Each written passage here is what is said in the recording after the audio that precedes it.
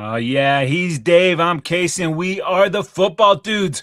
Welcome to the Sunday Six Pack, where we crack open six of the tastiest stories in the NFL. Dave, are you ready, bro? Oh, yeah. You got that right, my friend. All right, let's get it cracking. And if you want more of the football dudes NFL goodness, make sure you subscribe to the Trend Zone. Now available for subscription: Spotify, Apple Podcasts, Google Podcasts, Amazon Music. All right, Dave.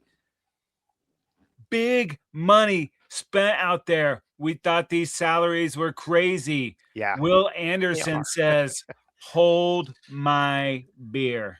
Yeah. Wow. Uh, yeah, the big number there, $150 million deal worth a guaranteed 134 million. Wow. It's making him the highest paid non-quarterback in league history. It also includes a no trade clause, interestingly enough. So he was the number 3 pick in the draft in the 23 draft, and obviously he's panned out to Mhm. their liking. So, yeah, they picked up his 5th-year option. Now they extend him extensively there. Two-time Pro Bowler, first-team All-Pro in last year. So the guy's a phenomenal player, second in the MVP, Defensive Player of the Year voting. So, yeah, monster player, monster deal. Yeah, man, worth every penny. It's such a crazy deal though. And now that the Texans have that done, they can focus on picking up the contract for CJ Stroud. But if Will Anderson is getting 50 million, Yeah, what is Stroud gonna come to the table with? It's like, yeah. uh No doubt. I mean, after that rookie season, if he could have renegotiated his deal, he would have been hitting the jackpot. Now, he struggled a little bit in the playoffs last year, has sort of not, repeated that rookie season, but obviously they still are hitching their wagon to him on the offensive side of the football. So they're going to have to get that deal done one way or another. It's going to be pretty costly, though. yeah, it's gonna be interesting to see what happens there. All right, Dave, we're football sickos, Of and course. full disclosure, we are uniform nerds as well. Dave, Yeah. Rams, Ravens, Titans, Commanders, Falcons, all got new uniforms, bro. Which ones do you like the best? Ooh, man. This is it's a toughie, but I'll tell you what, I don't know. I know you're not gonna love this, but that Washington return to the Super Bowl era Oh, look is pretty good, but they won't be my selection. Even though it's just what they call a refresh for the Rams, for our Los Angeles Rams, now that I'm embracing them more with these uni updates. I'll tell you what, they got rid of one of my biggest complaints, which was the fading, yellow to white yeah. numbers. I Mhm. said it right off the bat. I do not like that, and they got rid of that.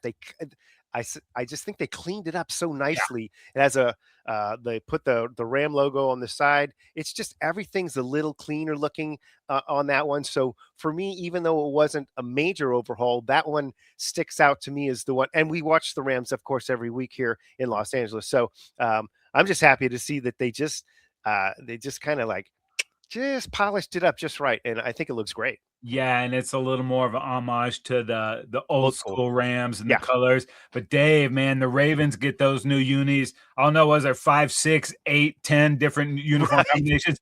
But that darkness helmet, dude, the matte black shell, yeah. I love that thing. It looks so sweet. Yeah, and I love their matte purple as well. I mean, I think they're really crushing it there in Baltimore, and that to me, obviously, yeah, and a lot of different combinations there that all seem to work. The one with the gold numbers I like a lot too. So uh, let's not leave out though the Titans return to the sort of the love ya blue, kind Yeah, of the Titans blue, which is reminiscent of the Houston Oilers. I think that's that right. one's a phenomenal. It's much sort of simpler look to Yeah, that uniform one of as my well. favorite color schemes, man, that blue with the white and the little hints red just pops, dude. It's looking awesome. I could have used a better update to the helmet. I think they could have gotten a little more out of Yeah, I that, actually kinda but, like the flames, the older logo, but they simplified that logo, mhm. as well, just kinda just the shield there. And then, we might as well throw in, the Falcons' return to red look for their primary color is now the classic red that was from the '70s and '80s. So, there a lot of these are sort of throwbacks in a way, Yeah, updated old flavorings that people were sort of, yearning for the days gone by. I know it's weird because people used to hate like the old creamsicles and the old Patriots Right. unis, and now the We want people it are like, back. "Yeah, sweet man, we love these things." So, Yeah. we can't get enough of this. Like I said, full on uniform nerds, love it. I love when all the teams get updates, and they've also the Nike. They started this last year with the Nike rivalries. They pick two Yeah. divisions to wear them, and they don't wear them in the same game, so it's a few weeks during the season. This year, it's going to be the AFC South and the NFC North that will have those Nike rivalry unis. And I thought they were all pretty good last year too.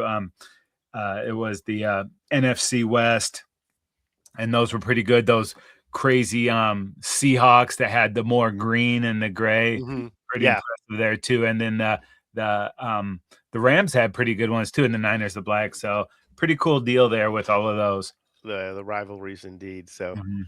yeah, or the alternates there, and Nike rivalries. So That's right. All right, Dave, should we move it to football stuff? I mean, we could talk uniforms all day, but I think the okay. people want some NFL talk. And Yeah. oh, baby, how sweet it is. Stoke levels rising because the 2026 NFL draft is happening this week, Dave. Just a Yeah. few short days away, bro. Wow. Yeah, no doubt about it. Coming up Thursday at 5 o'clock West Coast Eastern, 8 o'clock Eastern time. It is round one. Rounds 2 and 3 are on Friday, earlier, 1 hour earlier on Friday, and then it picks up on Saturday morning at 9 a.m. Rounds 4 through 7, and it is going to be stoking, dude. I can't wait for this to happen. Hell yeah. Rocking in Pittsburgh, Pennsylvania, dude. And the NFL announced some of the former players that will announce those second round picks for all of the teams, starting with a little flavor for Steeler Town. Yeah, hometown Steelers will be featuring Jerome Bettis, John Stallworth, Joey Porter Sr., and of course, Cardinals running back James Conner, who was former college and Steeler as well from that area there. So, yeah, pretty stoked. And also, a couple of guys that jump out at me. Former Charger Michael Turner will be selecting there for the Falcons, and for the Chargers, we've got Sean Merriman making the pick, and of course, superstar radio dude Pat McAfee will be calling one out for the Colts. Yeah, and speaking of running backs with ties to the University of Pittsburgh, my guy, Oh, Tony yeah. Dorsett, he will be there. And of course, also for the Cowboys, Drew Pearson. You might remember a few years ago when he let Eagle fan have Yeah. it, man. It was so great. So that's kind of fun to see these former players come out there. And you know what else is fun, dude? Last year in Green Bay, the commission, several of those former Packer players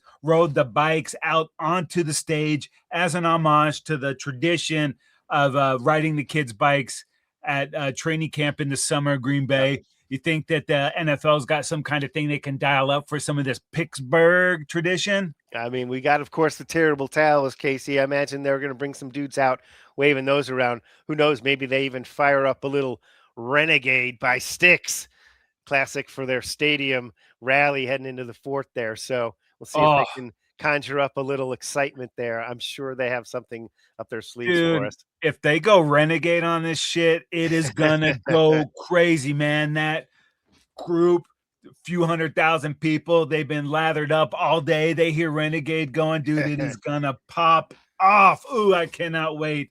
And No Dave, what I'm stoked about is Cowboys happen to be one of the teams with multiple first round picks in the draft. We got 5 teams that don't have a pick, and we have several teams with multiple picks. Yeah, the 5 teams without any picks due to trades they've made: the Falcons, Packers, Colts, Broncos, and Jaguars. And some of those teams probably regret initially at this point some of those trades. Falcons, I'm talking to you. Yeah, but you know what? Some of these guys, you know, they're going to be stoked with the returns on the picks they made. So with multiple first round picks, Casey, we've got the Jets, the Browns, the Cowboys, and the Dolphins all stocked with more than one first rounder. That's pretty exciting business on day one for those teams. Totally. And there were 6 first round trades last year. There's so much speculation out there. It's hard to know what's real and what's fantasy, but there's talk that they could blow that number out of the water, dude. Well, it is possible indeed. We shall see. This seems to be a draft where many of the teams would like to trade back, and they're Mhm. looking for a trade partner to come up. It seems like with the top 15 of the draft, a lot of those teams might want to just stick and pick, and some of the teams in the 20s may be looking to go backwards a little bit and see if they can acquire a little bit more draft capital.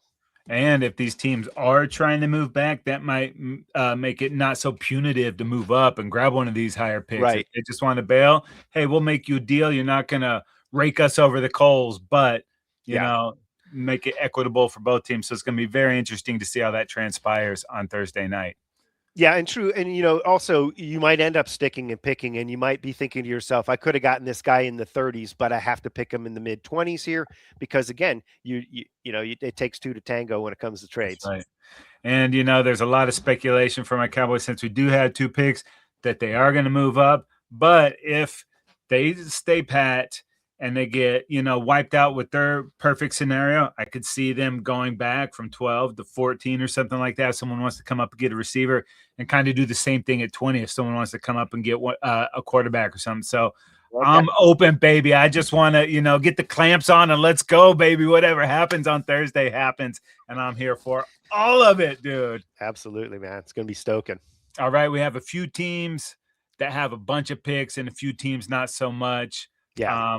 Go ahead and give us some of the teams that have Yeah. a So bunch. when we're talking about trades and we're talking about draft day maneuvering on the board, really, it does take the more picks you have, the more ammunition you have to sort of massage the draft a little bit. And the teams with a lot of picks are the Ravens with 11, the Jaguars with 11, the Dolphins with 11, the Patriots with 11 picks as well. And if I look at this and I think, wow, some of these teams are really loaded. The Dolphins have 4 third-round picks in there, and the Jaguars have 3 third-rounders. So, man, some of these teams have got some really choice picks there. These are all picks in the top 100 Yeah, in a draft where there's a lot of good depth going on, and some dudes are going to slide through the cracks, and you're going to get a lot of quality picks there.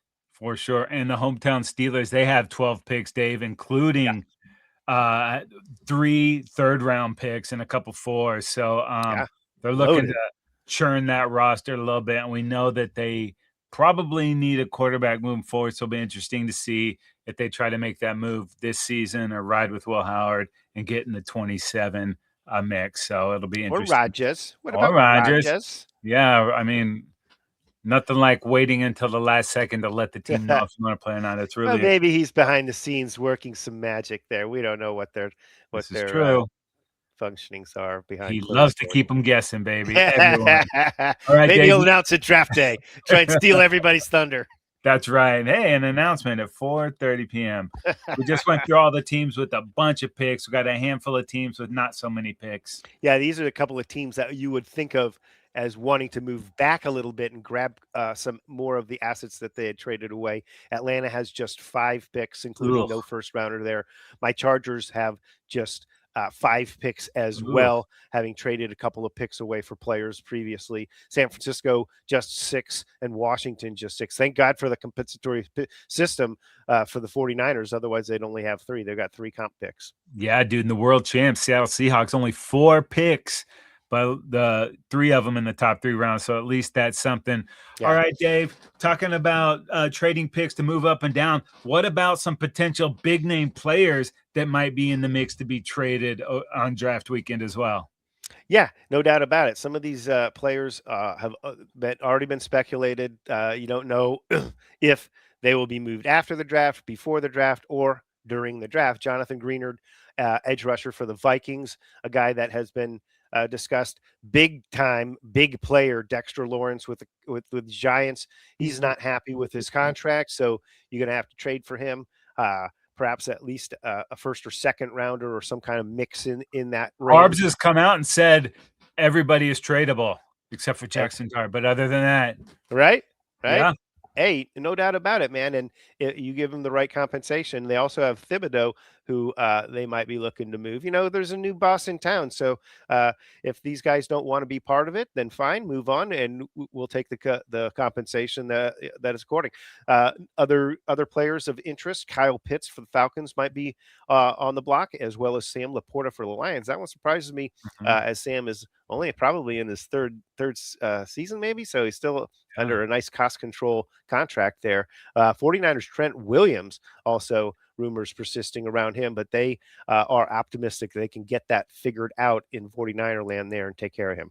Yeah, as deep as he is into his career, I don't see him wanting to bail, but No who doubt. knows, man? Weird stuff happens. And Dave, a couple big name receivers that are very disgruntled that I would say is very possible that both of these cats get moved. Yeah, I mean, no doubt about it. So, fuck, AJ Brown is a Yeah. possibility, but that is almost inevitable at this point in time that AJ Brown uh, is moved at some point. Will it be during the draft? It's hard to say.